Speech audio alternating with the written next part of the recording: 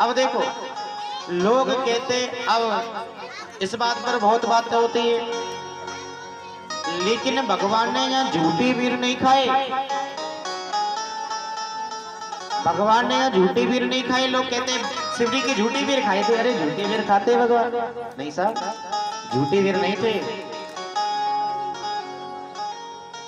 जब शिवजी रास्ता साफ कर रही थी कि मेरे घर राम कब आएंगे,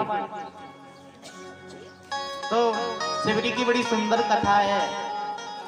शिवजी की कथा कैसी है देखिए। एक बार क्या हुआ शिवजी की, अब मैं आपको कथा ही सुना देता हूं।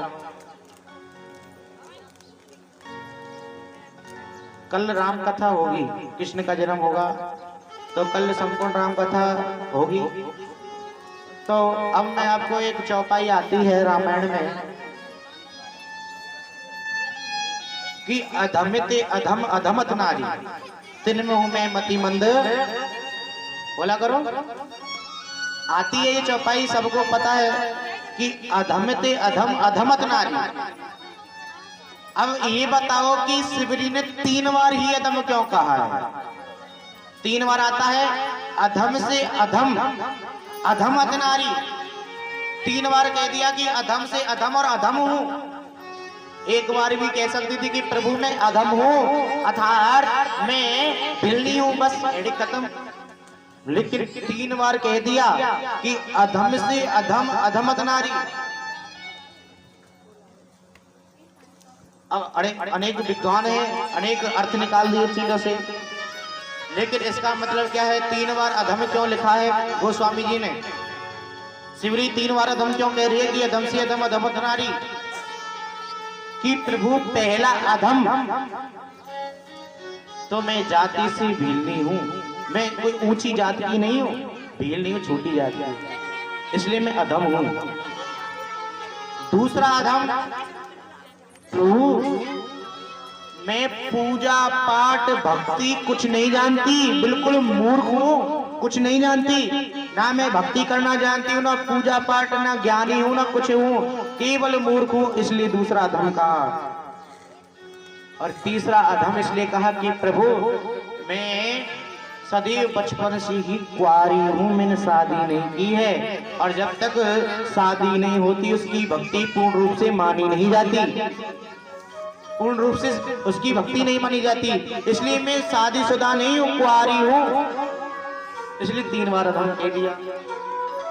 अब वो शादी क्यों नहीं की? शादी इसलिए नहीं की, ध्यान देकर श्रवण करें। एक बार शिवजी की शादी हो रही थी, तो शिवजी बड़ी खुश थी कि मेरी शादी हो रही है। अब जब शादी होगी तो खुशी तो सब बनाते हैं कि शादी है, हमारी शादी है, तो शिवजी भी बड़ी खुश थी कि हमारी शादी है। तो एक दिन वो अपनी सहेलियों के साथ, अपनी सखियों के साथ घूम रही थी, भ्रमण कर रही थी, तो एक बाड़े में जीव जंतु कैद थे। तो शिवजी ने कहा अरे बहनों ये बताओ ये जीव जंतु का बंद कर रहे हैं? तो सखी ने सहेली ने बताई कि अरे बहन तू बहुत भोली है। काहे को? अरे हम भील हैं, और हम जब तेरी शादी है, बारात आएगी, तो फिर उनके लिए भोजन नहीं खिलाएगा, तो भोजन व्यवस्था होगी, तो भीलों के यहाँ क्या बनता है? इनका मांस खिलाया जाता है, तो इसलिए मांस खिलाया जाएगा, इसलिए इनको बंद किया हुआ है। अब जैसे इतना सुनाना तो उसकी शिवजी की आंखों से आंसू आ गए। अरे प्रभु ये क्या लीला है? ये प्रभु मुझे मेरी शादी की खुशी है, मान लिया कि खुशी है, लेकिन मैं अब ऐसी शादी नहीं करूंगी। अरे मेरी एक खुशी की खातिर, मेरी एक खुशी की खातिर इतने हजार जीवों की मौत होगी, ऐसी खुशी मुझे नहीं चाहिए। ऐसी इतनी जीवों की जब मृत्यु होगी, इतने जीवों को अपने प्राणों की नौछावरी करनी होगी, तो मुझे फिर ऐसी खुशी नहीं लेनी, मुझे ऐसा यानी सुख नहीं चाहिए। आंखों में आंसू आ गए कि प्रभु मुझे नहीं चाहिए ऐसी शादी मेरी वजह से। और इतने यदि जीव जंतु मरते हैं तो मुझसे बड़ी पापनी कौन है? मुझसे बड़ा पापी तो कोई नहीं है फिर। इसलिए कर दिया कि मुझे अब शादी नहीं करनी। तभी रात को आधी रात को जगी और जग के गई और बाड़े में से सारे जीव जंतुओं को मुक्त कर दिया, छोड़ दिया कि भाग जाओ। तो जीव जंतुओं को छुड़ाकर और स्वयं भी भाग गई, स्वयं भी भाग गई। अब वन में आ गई। अब भाई भीलनी थी, अब भीलनी रहेगी कहाँ, क्योंकि संत महात्माओं के यहाँ जा नहीं सकती, भीलनी के यहाँ कैसे रहे, इसलिए अब चली गई वन में। एक संत है, अब भीलनी आधी रात को आवे, यानी शिवरी आधी रात को आवे और आधी रात को ही, जैसे तुम्हारा मंदिर है, मंदिर में आधी रात को ही आवे और साहब रात को ही झाड़ू पहुंचा करके ठाकुर जी की, भोलेनाथ की सेवा पूजा करके कोई चले जाए तो आश्चर्य होगा। तो ऐसी संत ने कहा, भाई ऐसा कौन सा मेरा चेला है जो रात को ही है, ऐसा कौन सा चेला है जो आधी रात को ही सेवा पूजा कर देता है? वो कौन है? मातंग ऋषि। मातंग ऋषि ने कहा, ऐसा कौन सा मेरा चेला है जो रात को ही सेवा पूजा करे? तो अपने चेलाओं से कहा, बेटा ये बताओ तुम में से ऐसा कौन है जो रात को ही पूजा करे? ताकि हम में से तो कोई नहीं है गुरुदेव। तो मातंग ऋषि ने कहा, ऐसा मेरा चेला भी नहीं है तो कौन आता है? तो कहा, आज मैं सोऊंगा ही नहीं, आज मैं देख लूंगा कि कौन है। गुरुदेव सोए ही नहीं और रात को इंतजार करते रहे, मैं भी देखूं कौन आता है। अब शिवरी आई, शिवरी ने आश्रम की सफायत करी, सफायत करके ठाकुर सेवा पूजा कर कर जैसे ही चलने लगी तो मातृ ऋषि ने टोक दिया, ए कौन है? अब जैसे इतना कहा तो शिवरी तो थड़थड़ कांप गई। कहा कि मैं जाति से भीलनी और मेरा यहाँ आना भी अनुचित है, इसलिए अब मुझे श्राप मिलेगा और मुझे श्राप मिलेगा तो अब मैं यानी कि श्राप से बचूंगी नहीं। अब तो हाथ जोड़ लिए, कहा महाराज बस श्राप ही मत देना, रुक जाओ, मुझे माफ कर दो, मुझे गलती हो गई। कहा बेटी रुक जाओ, ये बताओ आप कौन हो? बेटा रात को क्या आई हो, दिन में भी आ सकती थी। तो कहा, हे ऋषि मैं जाति से भीलनी हूँ, मेरा नाम है शिवली। तो सारी घटना सुनाई, शादी की वजह से इतने जीव जंतुओं की मृत्यु हो रही थी, इसलिए मैं भाग आई, मुझे ऐसी शादी नहीं करनी। तो आ गई थी। तो गुरुदेव खुश हो गए कि बेटी तूने अच्छा किया, इसलिए चलो अब ऐसे छुप के आने की जरूरत नहीं है, आज से तुम यही मेरे आश्रम में रहोगी। अब आश्रम में रहने लगी शिवली। अब जो शिष्य थे, अब शिष्य ने कहा, ये गुरुदेव ये अच्छी बात नहीं है, जो भिलनी हमारे आश्रम में रहती है हम इसके हाथ का कैसे खाएंगे, कैसे इसके साथ नहीं हमको। तो गुरुदेव ने मना कर दिया, बेटा ये तो यहीं रहेगी। तो जो चेले थे अब चेले एक एक करके आश्रम को छोड़ने लगे, लेकिन गुरुदेव ने साथ नहीं छोड़ा। कहा बेटी तुम चिंता ना करो, सब चले जाए लेकिन तुम यहीं रहोगी। एक दिन क्या हुआ, मातंग ऋषि की यानी अंतिम इच्छा, जो अंतिम समय आया तो अंतिम सांस चल रही थी, तभी शिवरी का एकदम प्रश्न पूछना हुआ। कहा कि गुरुदेव मेरे को ये बताओ कि मेरे घर भगवान कब आएंगे, मेरे घर राम कब आएंगे, भगवान कब आएंगे, मुझे कब दर्शन देंगे? तो अंतिम सांस आई, तो अंतिम सांस पे एक बात कहूं, यदि तुम्हारे गुरुदेव हैं तो कभी भी गुरुदेव की जो तुम पूजा करती हो भावना बनाकर, यदि गुरुदेव कुछ कह भी रहे हैं, यदि वो चाहे झूठ ही बोल रहे हैं, लेकिन आपके मन में ये अभिलाषा नहीं होनी चाहिए कि इन्होंने झूठ कह दिया हमारे बारे में। यदि आपको गुरुदेव की बात पे झूठ पर भी विश्वास है तो वो ही एक ना दिन सत्य होकर दिखाएगी, वही सत्य होगा। गुरुदेव की बातों पे कभी भी संकोच मत करना, प्रेम और भावना होनी चाहिए। तो लेकिन कहा कि भगवान कब आएंगे, तो मातृ ऋषि ने कह दिया मरते समय अंतिम सांस पे कि बेटी शिवरी भगवान आएंगे, लेकिन कब आएंगे, तेरे घर राम कल आएंगे। और कल कह के अपने प्राणों को त्याग दिया। अब बताओ कल किसी का आया है क्या? कल नहीं आएगा किसी का है, कल किसी का आने वाला नहीं है। अब शिवरी को माता ऋषि ने तो बोल दिया कि कल आएंगे, वैसे कह के चले गए, लेकिन शिवरी को तो इसी बात पर विश्वास हो गया कि मेरे गुरुदेव कह के गए हैं तो कल ही आएंगे और भगवान को कल ही आना पड़ेगा। कल कहते कहते कहते कहते कहते कहते कहते कहते आज जीवन सा बीतता जा रहा है। तो बताओ, गुरुदेव की बात पे जब पूर्ण विश्वास रहा तो मेरे ठाकुर को, मेरे श्री रामचंद्र भगवान को जाना ही पड़ा। भगवान की प्राप्ति अवश्य हुई है या नहीं हुई है, बताए? इसलिए भगवान की प्राप्ति हुई।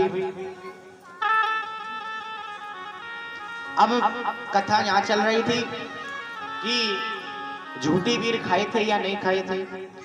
जब शिवरी अपने रास्ते को साफ कर रही थी कि भगवान आएंगे, तो यहाँ पर कहते हैं, मैं कर रही रास्ता साफ, मैं कर रही रास्ता साफ, और राम मेरे कब घर आवेंगे, मैं कर रही रास्ता साफ। आइए हम भी थोड़ा सा अपने मन रूपी, जो हमारे मन में जो मेल भरा हुआ रास्ते में विघ्न पहुंचा है, इस मेल को खत्म करके, साफ करके हम भी अपने आत्मा को तृप्त करते हैं और भगवान से कहते हैं, मैं कर रही रास्ता साफ, राम मेरे कब घर आवेंगे, रास्ता साफ, राम मोरे कब घर आवेंगे।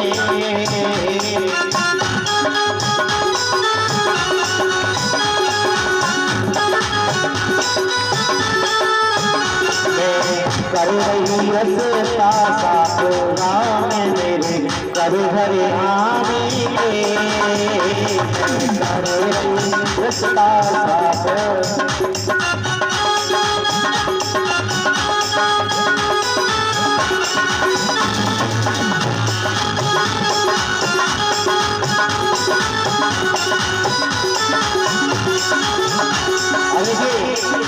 शिवरी क्या कहती है, चाक चाहक के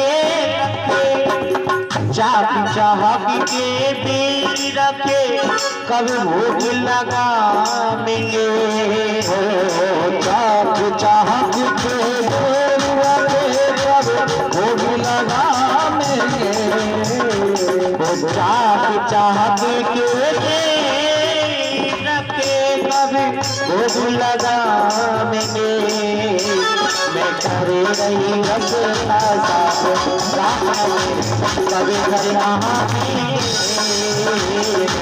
कर रही रास्ता साफ।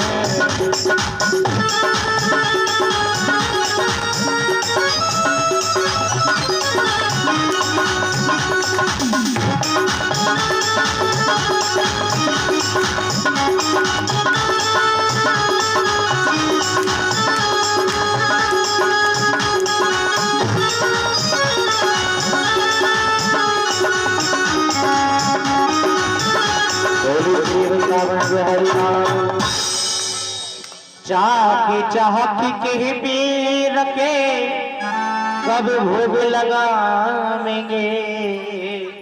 अब चाक चाक की, अब इसका मतलब समझे, कहते हैं ना झूठा वीर खिलाया। अब इसका सही अर्थ क्या है? चाखने का मतलब यह है कि ये नहीं है कि झूठे वीर खिला दिए। चाखने का मतलब यह है कि प्रतिदिन शिवरी वन में जाती और वीरों की जो बीरिया होती है, बीरिया पे जाके खड़ी होती थी, तो एक बीरिया पे खड़ी होती, उसमें से एक बीर तोड़ती थी। ध्यान दें, उसमें से एक बीर तोड़ती और चाकती, खाती थी। यदि बीर खट्टा है तो उस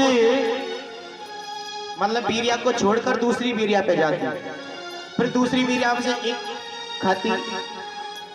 यदि उसका भी खट्टा है तो उसको भी छोड़ के फिर तीसरी पे जाती, फिर तीसरी को चाटती।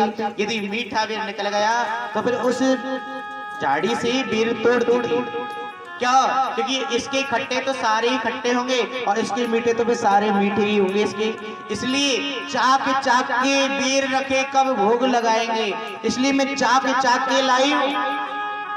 यदि इस पे खट्टे तो मैं दूसरी पे गई, दूसरी की भी खट्टे तो तीसरी पे गई, और मैंने चाखा कि मीठा है तो मैंने वहां से बीर तोड़ के लाई हूं, इसलिए आप भोग लगाएंगे। एक बार भाव से बोलेंगे राधे राधे। इसलिए भैया यहाँ ये नहीं कहा है कि बीर झूठी खिलाई है। चाखने का मतलब वो चाख करके लाई थी कि प्रभु इस बीरिया के बीर मीठे हैं, स्वादिष्ट हैं, इसलिए आप इन बेरों का भोग लगावें, इन्हें ग्रहण करें। एक बार आवाज से बोले श्री वृंदावन बिहारी लाल की